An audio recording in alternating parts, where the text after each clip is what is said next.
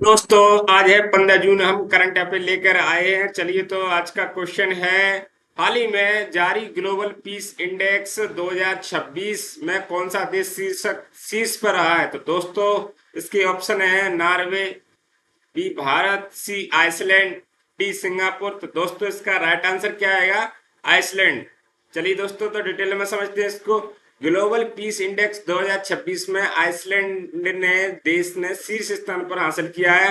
भारत की स्थिति क्या रही थी दोस्तों इसमें? तो भारत 127वें स्थान पर रहा था दोस्तों।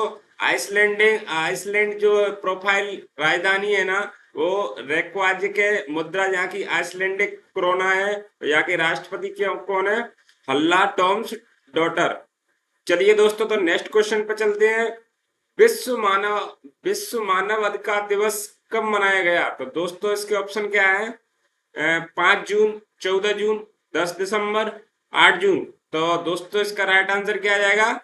10 दिसंबर। दोस्तों, ये क्वेश्चन मैं क्यों लेके आया हूँ 10 दिसंबर का?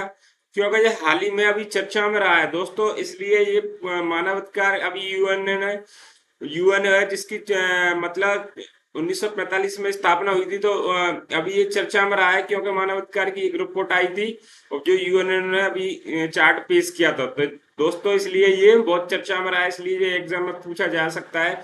चलिए, तो दोस्तों, इसको डिटेल में समझते हैं। मानव अधिकारों के प्रति जागरूकता फैलाने के लिए हर साल 10 दिसंबर को मानव अधिकार दिवस मनाया जाता है दोस्तों। तो इसके साथ में और क्वेश्चन भी रिव्यू देखिए दोस्तों। मैं क्वेश्चन के आसपास के जो फैक्ट है, मैं उनको साथ ही रिवीजन करा देता हूँ, जिससे क्या है कि मतलब क्वेश्चन को जब बार बार रिवीजन करते हैं तो हमें अच्छी तरीके से याद रहते हैं। चलिए, तो दोस्तों, 5 जून पर्यावरण दिवस मनाया था, और 8 जून को विश्व महासागर दिवस मनाया था, और 14 जून को विश्व रक्तदाता दिवस मनाया था।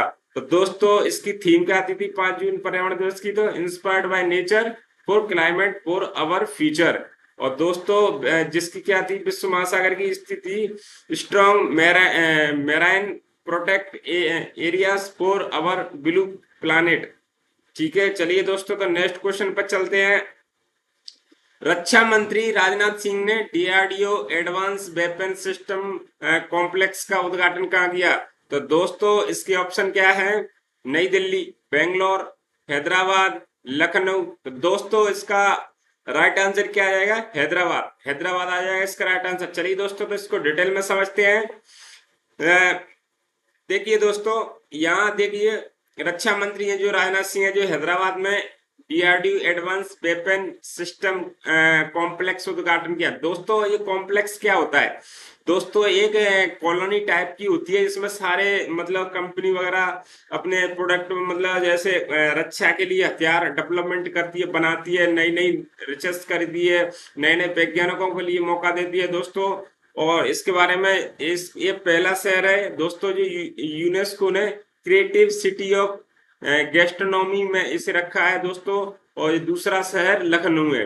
चलिए दोस्तों, और ये यहाँ गोमती किनारे की नदी स्थित है, और यहाँ के इस सिडनी हेडक्वार्टर में स्थित है। चलिए दोस्तों, तो नेक्स्ट क्वेश्चन पे चलते हैं।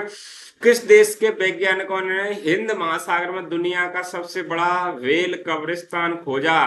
दोस्तों, ये कब्रिस्तान वो होता है जहाँ व्हेल जो मछली मछली होती है, वो जहाँ कर अपने मतलब जिसका मृत्यु हो जाती है, और वो ऐसा एरिया जहाँ उस एरिया में जाती है और वहां पे डेथ हो जाती है व्हेल की।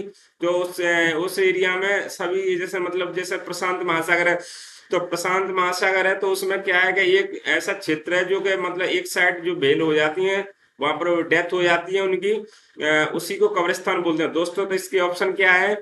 अमेरिका, रूस, जापान, चीन। तो दोस्तों, इसका राइट आंसर क्या आ जाएगा? चीन। चलिए दोस्तों, तो डिटेल में समझते हैं इसको।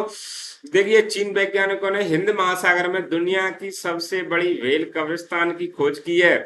यहाँ देखिए दोस्तों, और ये इंपोर्टेंट देखते हैं। दुनिया में चीन स्टील, कोयला, तंबाकू का सबसे बड़ा उत्पादन है दोस्तों। ये बहुत मतलब महत्वपूर्ण फैक्ट है। देखिए दोस्तों, जो अभी जो चाइना आजकल जो स्टील बना रहा है, स्टील में भी प्रथम नंबर पर कोयला भी प्रोड्यूस करता है चाइना। तंबाकू का भी सबसे बड़ा उत्पादन है। चलिए, तो दोस्तों, देखिए, भाषा दिवस चाइना भाषा दिवस कब मनाया जाता है? तो ये 20 अप्रैल को मनाया जाता है दोस्तों। चलिए, तो नेक्स्ट क्वेश्चन पे चलते हैं। नेक्स्ट क्वेश्चन पर चलते हैं। भारत की ब्रिक्स अध्यक्षता के तहत 13वें ब्रिक्स अर्बाइजेशन फोरम का आयोजन कहाँ किया गया है दोस्तों? तो इसके ऑप्शन क्या है? ए नई दिल्ली, बी बॉम्बे, सी रियो डी जेनेरी या बीजिंग। तो दोस्तों इसका राइट आंसर क्या हो जाएगा? देखिए दोस्तों, इसके क्वेश्चन में ही इसका आंसर छुपा हुआ है। देखिए दोस्तों, क्वेश्चन देखिए, अगर सबसे देखिए क्या होता है कि जब अपन क्वेश्चन अगर ध्यान से पढ़ते हैं ना, तो क्या है कि 99% तो क्वेश्चन मतलब आंसर क्वेश्चन में छुपा होता है। देखिए दोस्तों, इसमें एक लॉजिक है। देखिए, भारत की ब्रिक्स अध्यक्षता के तहत 13वें ब्रिक्स अर्बाइजेशन फोरम का आयोजन कहाँ किया गया है? तो दोस्तों देखिए, इसमें क्या क्या दिख रहा है? इसमें ये दिख रहा है कि मतलब ये जब ये अध्यक्षता भारत कर रहा है, तो सीधी सी बात है, ऑप्शन देख लीजिए, क्योंकि या तो दिल्ली मुंबई होगा। ये तो कभी हो ही नहीं सकते रियो डी जेनेरी, क्योंकि मतलब अध्यक्षता भारत कर रहा है तो भारत के शहर में ही हुआ होगा, क्योंकि अध्यक्षता तो तभी होगा जब अपने देश में कोई आयोजन होगा। चलिए दोस्तों, तो इसका राइट आंसर क्या आ जाएगा? नई दिल्ली। चलिए तो इसको और डिटेल में समझते हैं। देखिए दोस्तों, ये 13वें ब्रिक्स अर्बाइजेशन फोरम का जो नई दिल्ली में किया गया है, और ये देखिए दोस्तों, ये 17वां है वो रियो डी जेनेरी ब्राजील में होगा, और जो 18वां है फिर भारत में होगा। ये 18 वर्तमान में है दोस्तों, और जो 19वां है ये प्रस्तावित है चीन में। चलिए तो दोस्तों,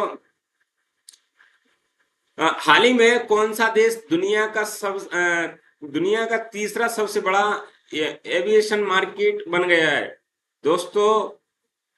इसके ऑप्शन है फ्रांस, यूके, भारत, जापान। तो दोस्तों इसका राइट आंसर क्या हो जाएगा? इसका राइट आंसर हो जाएगा भारत।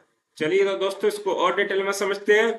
दोस्तों, अमेरिका, चीन के बाद अब भारत दुनिया का तीसरा सबसे बड़ा एविएशन मार्केट बन गया है दोस्तों। भारत की नवीनतम रैंक क्या 2026 में? देखिए, हेनेल पासपोर्ट इंडेक्स में भारत का स्थान कौन सा है? ये 75वां स्थान है दोस्तों। और शीर्ष पे कौन है? शीर्ष देश में कौन है? जैसे मतलब ये समझो, जैसे हमारे देश का जो पासवर्ड होता है, वो अन्य अगर देश में अपन जाते हैं तो हमारे पासवर्ड की वैल्यू क्या है? तो दोस्तों इसकी वैल्यू कितनी है? ये हमारे भारत देश की कौन सा स्थान है इस वैल्यू में? तो 75वां है। और दोस्तों इसकी शीर्ष स्थान पर कौन रहा है?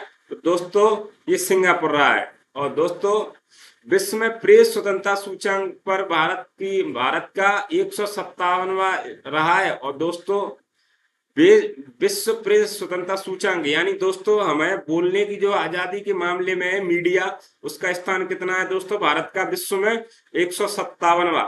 और दोस्तों इस पर शीर्ष देश कौन है? तो शीर्ष देश है नॉर्वे।